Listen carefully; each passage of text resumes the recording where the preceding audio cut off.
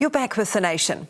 Now that ACT leader John Banks has lost his ministerial post, questions are being asked about the future of Banks, as well as another MP who once held posts in John Key's government, that's United Future leader Mr Dunne. And Mr Dunne joins me now from Taupo. Good morning, Mr Dunne. Thank you for joining us this morning. Rachel. We'll get to all those little issues a little later on. But first of all, I want to talk through a little bit of policy with you. And I'm going to start with flexible superannuation. I know this is something you're very pro. Who wins out of this? Who benefits, do you think? Well, the main winners will be those people who at the moment, when they get to 60, 61, feel that they've had enough time in the workforce. They might be physically exhausted, they might be just completely shattered, and they don't really have any chance at the moment until they're 65 to pick up superannuation. So flexible superannuation would give them the chance of picking up a lesser rate of superannuation from the age of 60. And then there are those at the other end, the people who might feel that they don't want to retire at 65, they're quite happy working on for a little longer, and they can defer their superannuation up to 70 under flexible superannuation and pick up a higher rate. So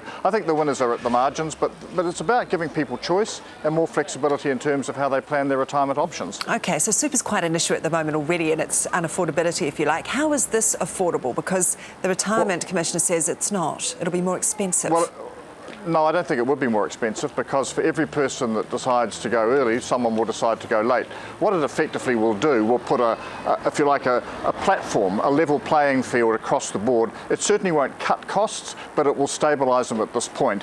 And over time, then you can start to see what the impact is and what that does long term. My pick is that more people will choose to defer taking up their superannuation, so that in effect, the age by choice will rise to 67 or 68 over time. Do you think people would delay it? Yes, I think they will, because I think you've got people more keen to be in the workforce for longer now. You've got people going to be more reliant too on KiwiSaver becoming available at 65. So I think that over time you'll see flexible superannuation achieve the objective that those who say put the age up by law want, and this will be done by public choice rather than state imposition.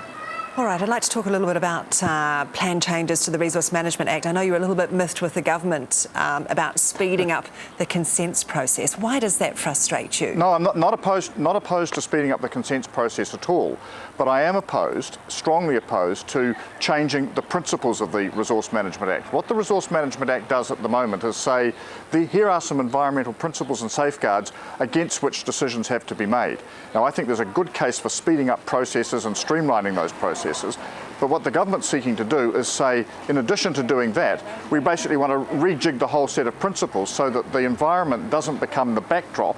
It becomes just one factor alongside economic development and others to be taken into account. And I think that's wrong. I think you can achieve the changes they want, but keeping the principles of the Act as they are. And that's currently where we have a stalemate. So, will you vote for it or against it?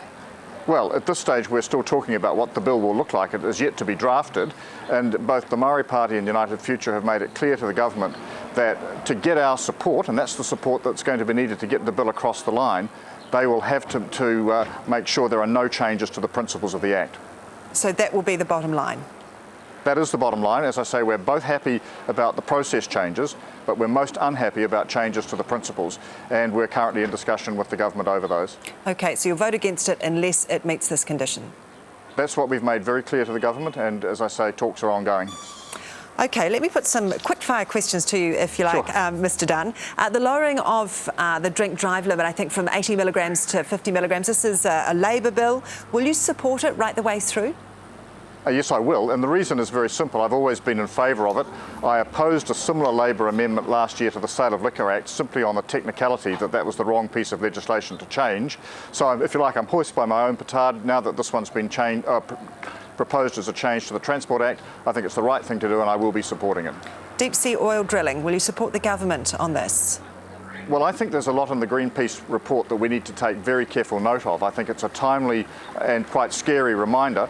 I would never say never to deep sea drilling, but I think that the New Zealand coastline, our environment, the rugged waters around our coast mean it's going to be extremely difficult. And I think that before any decisions are made, the types of warnings that are in the Greenpeace report will need to be very, very carefully considered and certainly not dismissed as scaremongering.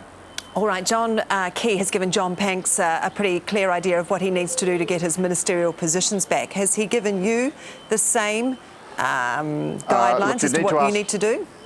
You'd need to ask him that. I've expressed a little bit of consternation that in Mr Banks' case, and I'm not really arguing that he said, well, acquittal brings you back, but he's been less equivocal in my case. I'm a bit annoyed about that, but that's ultimately a matter for the Prime Minister, and I'm not going to get into trying to pre-guess what he might or might not do. Well, what does that indicate to you, though, if he hasn't given you a guideline of what you need to do? As I say, that's really a matter for him. As far as I'm concerned at the moment, I'm just simply getting on with the work that I've been elected to do and will continue to do so. Will you stand in the next election? Well, at this stage, I see no reason why not. That's a year away. I'm getting really good support locally, so yeah, why not? Who would you partner? Oh, let's go through the process first. Let's have the election and see what the results show. But the bottom line for United Future has always been that we will work with parties where we have policy compatibility. Now, you had a discussion earlier, for instance, about a capital gains tax, which the Labour Party proposes, something we strongly oppose. So I wouldn't want to be part of a government that was bringing in policies like that I was opposed to. Right, which, even though you're a centrist, suggests that that's a core part of the Greens and Labour's policy, the capital gains tax, that pretty much rules you out working with a left-leaning coalition. I've been opposed to a capital gains tax actually since I was a Labour MP back in 1987. I've had 2 stints as Minister of Revenue where it's been on the table, and we've never implemented a capital gains tax. So it's not a great surprise.